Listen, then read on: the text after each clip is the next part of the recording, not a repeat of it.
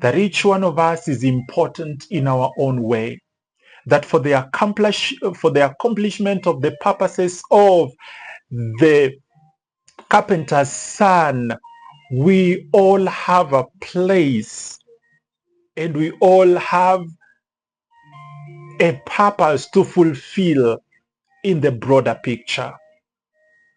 What an amazing story. I'm saying that probably some of you know where I am going. I'm saying that to say this.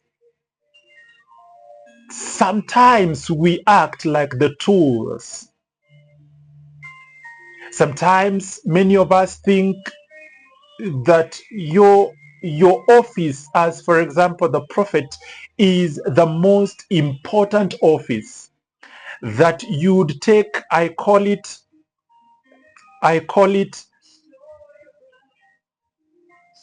fruit projection, that you'd look at your fruit as a man and a woman of God and think it is the standard for everyone.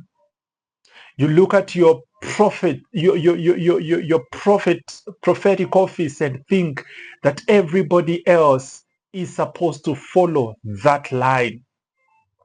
You look at yourself as a teacher and you think that everybody is supposed to teach, and so those that are not teaching are preaching, then they are not right. And more so in the times that you're living in, you've seen so many people, so many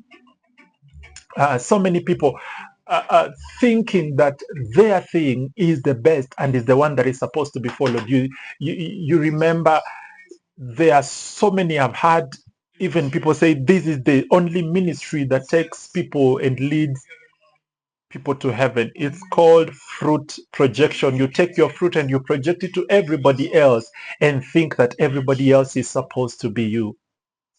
Well, let me end by saying this. Paul saw this coming, and him writing to the church in Corinth, in 1 Corinthians chapter number 12, I'll read verses 12, I'll read verse 17 and verse 27.